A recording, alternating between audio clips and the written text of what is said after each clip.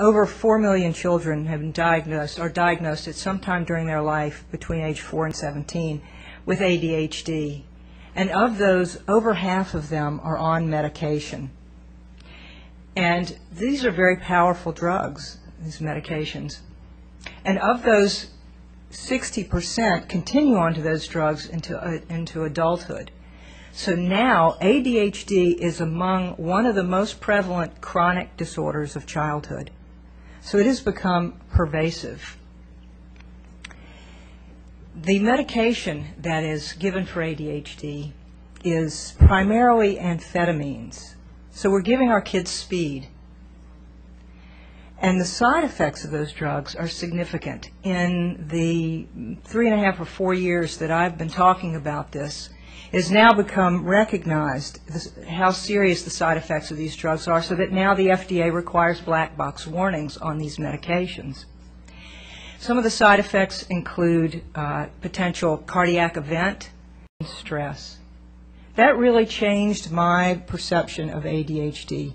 I began to understand the degree to which stress is an underlying factor of this disorder.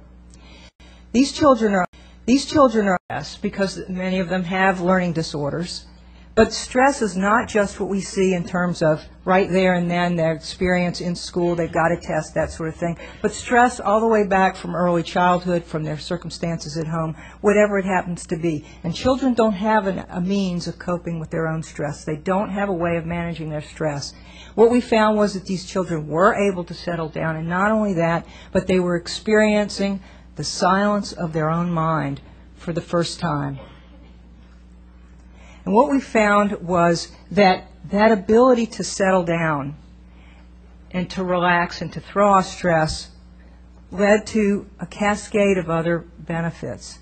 That these kids were able to focus better, they had better memory, they had better organizational skills, they had better ability to control their own anger, to initiate tasks on their own. Their cognitive functioning was better. See the next slide? Global EEG functioning also better. Their executive functions, as I mentioned, the next slide. We also did assessment of their cognitive performance with standard cognitive tests that were used.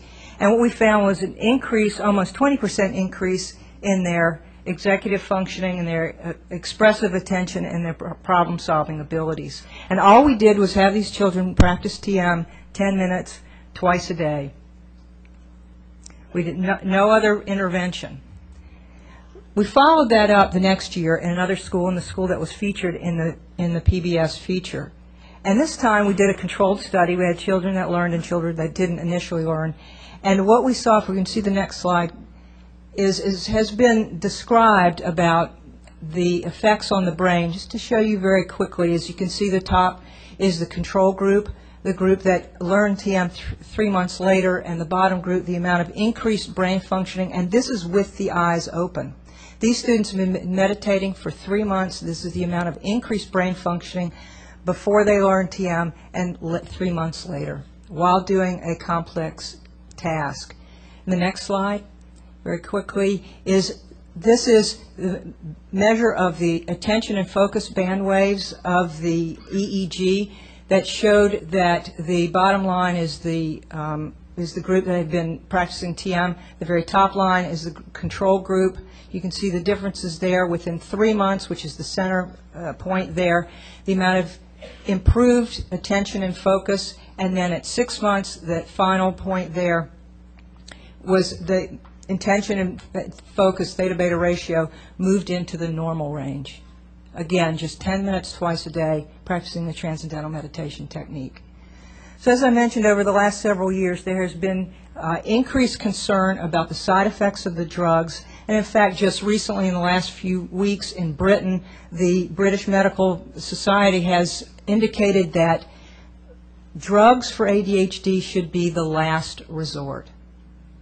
And so now the need for some alternative is growing more and more.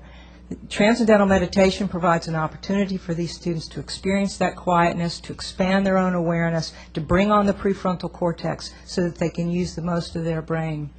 So just, not only is this effective for students under stress, but students who have problems with their attention, focus, and with managing their own behavior.